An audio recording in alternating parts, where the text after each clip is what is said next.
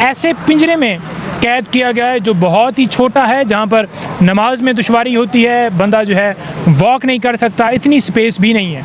और ये बात जब अदालत में इमरान खान साहब ने भी की कि जो है जनाब आप देख लें कि आपके हुक्म की तामील नहीं होती और आप वर्बली कह कर जाते हैं और वर्बली के ऊपर कोई हुक्म नहीं माना जाता, तो रिटन ऑर्डर फरमाया जाए। तो रिटन ऑर्डर क्योंकि जब होगा तो तब इनके ऊपर कोई असर भी होगा। लेकिन दूसरी तरफ ये भी देखें कि पहले रिटन ऑर्डर उनके बच्चों से फ़ोन के ऊपर बात करने के हवाले से भी हुआ था, लेकिन उसके ऊपर अमल नहीं हुआ।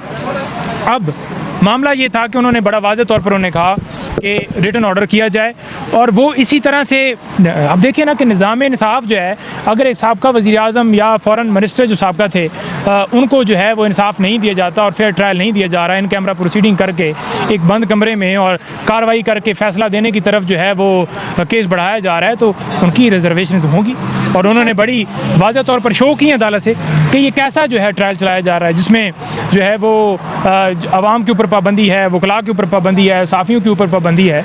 हमेशा अदालत में एक्यूज़ को पेश किया जाता है, और यहाँ पर आपने देखा कि अदालत चल कर एक्यूज़ के पास जा रही है, और दूसरी तरफ इमरान खान साहब ने बड़ा वाज़ेह तौर पर जो है वहाँ पर अपने कंसर्न्स रखे। शाह महमूद कुरैशी साहब ने भी बड़ी बात की इमरान खान साहब के हवाले से भी और अपने हवाले से भी।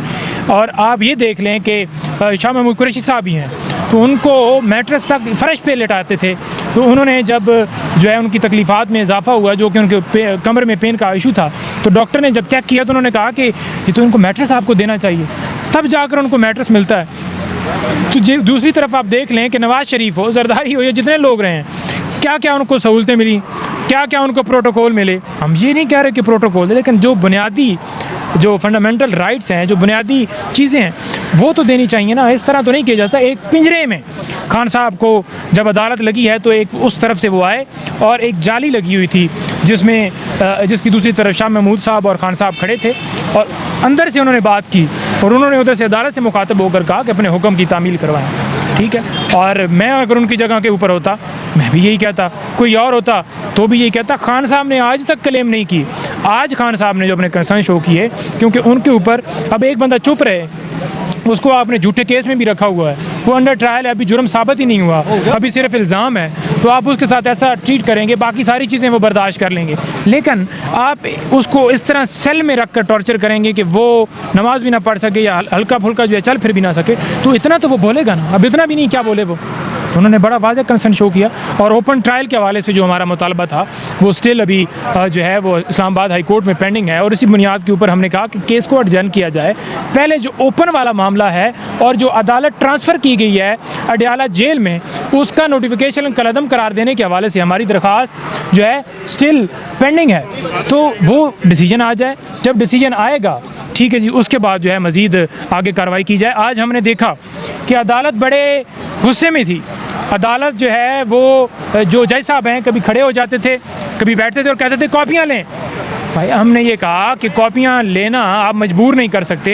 जब मामला पेंडिंग है, वो डिसाइड हो जाए कि ये ट्रायल हो भी सकता है, ये अदालत सुन भी सकती है, ये कार्रवाई आगे चलाई भी जा सकती है, नहीं चलाई जा सकती, नोटिफिकेशन जो किया गया है वो भी गलत किया गया है। सेक्शन 9 जो है बड़ा वाज़ेह है, जिसके मुताबिक जो अदालत ट्रांसफ़र की जाती है वो सूबाई हुकूमत का इख्तियार है। यहाँ पर जो फेडरल हुकूमत है वो किसी तरह से अदालत को यहाँ पर शिफ्ट नहीं कर सकती दूसरे सूबे में ट्रांसफ़र करने के लिए सुप्रीम कोर्ट के पास 186 में इख्तियार है, और वो सुप्रीम कोर्ट कर सकती है। तो वो मामला जब तक डिसाइड नहीं होता तब तक जो है इस मामले को एडजर्न किया जाए। लेकिन पता नहीं क्यों कॉपियाँ तकसीम करने की, फ़र्द जुर्म लगाने की, एविडेंस मुकम्मल करने की, और ये जल्दियाँ हमने देखी, जो जल्दियाँ जो हैं वो जारी थी, और हमने इनकार कर दिया कि किसी तरह से खान साहब ने कहा कि मैं कॉपियाँ वसूल नहीं करूँगा, और वो कानून के मुताबिक इनकार कर सकते हैं, वो उनका हक़ है, वो उनका राइट है, और उन्होंने किया।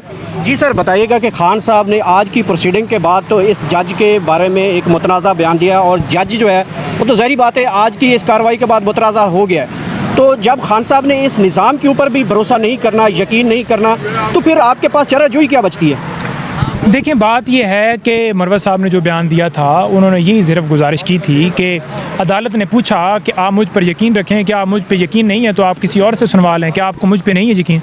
तो इमरान खान साहब ने कहा कि आपने देखा कि हुमायूं दिलावर साहब ने जिस तरह से डिसीजन दिया था, जिस तरह से उजलत दिखाई थी, छुट्टियों में ये समाअत की गई थी और इसके ऊपर कार्रवाई करके और हमारे खिलाफ जो है फैसला दे दिया और मुझे इस झूठे केस में डाल दिया। मुझे, क्योंकि मेरी दरखास्तें मैं जिधर लगाता हूँ पेंडिंग्स हो जाती हैं और लटका दी जाती हैं, तो उन्होंने कहा कि ये तो सिस्टम के ऊपर जो है सवाल उठते हैं कि जब हमारा सिस्टम ही जो है 2.5 महीने हो गए हैं और मेरी जो है उस दरखास्त के ऊपर के वो जो है वो कॉल करवा दी जाए। उन्होंने कहा कि ये जो है कमात आ रहे हैं, ये ऊपर से आ रहे हैं, ऊपर लोग बैठे हुए हैं जो है कमात दे रहे हैं। और बड़ा वाज़ेह तौर पर उन्होंने 9 मई के हवाले से आवाज़ उठाने का कहा है। उन्होंने कहा है कि क्लियर बताएं कैसे 45 मिनट्स में 10,000 लोग गिरफ्तार हो गए, किसने कैमरे उतारे। उन्होंने बड़ा अंदर से मुतालबा किया कि आज़ाद तहकीकात इसके ऊपर होनी चाहिए। 9 मई के हवाले से उन्होंने कहा है कि आला अदलिया हायर लेवल पर जो है ये आज़ाद गैर जानबदार कमीशन बनाए जो इसके ऊपर जो है फैसला करे, तहकीकात करे, दूध का दूध पानी का पानी हो। और जो बेगुनाह लोगों को इसमें ला कर प्रेस कॉन्फ्रेंस करवाई जा रही हैं, खान साहब ने कहा कि हमें सब का पता है कि किस तरह से वफ़ादारियाँ जो हैं वो चेंज करवाई जा रही हैं। हम जानते हैं, हम कभी नहीं भूलेंगे कि किस किस के साथ क्या हुआ, हमें पता है सारा। और उन्होंने ये भी कहा कि जिन लोगों के ख़िलाफ़ ये कार्रवाइयाँ की गई हैं, उन लोगों के ऊपर जो है जिन्होंने कार्रवाइयाँ की उनके ख़िलाफ़ कार्रवाई करेंगे हम, और हर सूरत करेंगे कि जो अगवा किया जाता है, जो तशद्दुद किया जाता है, जो उनकी जो फैक्ट्रियाँ, जो उनके कारोबार, जो उनके मामलात सारे सील किए जाते हैं। तो बड़ा क्लियर डायरेक्शंस जो हैं वो उन्होंने दी हैं। और इंशाल्लाह अब नेक्स्ट जो है समाअत होगी और जो ऑर्डर आज किया गया है वहाँ से वो हम चैलेंज करेंगे। और यहाँ पर जो मामला 2 पेंडिंग थे, उनमें 2 में फ़ैसला जो है, एक में हो गया है कि उसमें नोटिस जो हैं वो हो गए हैं, जो हमारी बिल्स थी, नैब अलकादर ट्रस्ट केस, नैब तोशाखाना केस, और दूसरा जो इलेक्शन कमीशन जो तोशाखाना का फ़ैसला आया था, जो कन्विक्शन थी, उसको चैलेंज किया था, उसके ऊपर भी फ़ैसला रिजर्व हो गया है। और तीसरी अभी साइफर केस के अंदर ज़मानत होगी और उसके ऊपर समाअत होगी और हम उम्मीद करते हैं कि इसको लटकाया नहीं जाएगा, फैसला दिया जाएगा। Thank you so much. Thank you ji.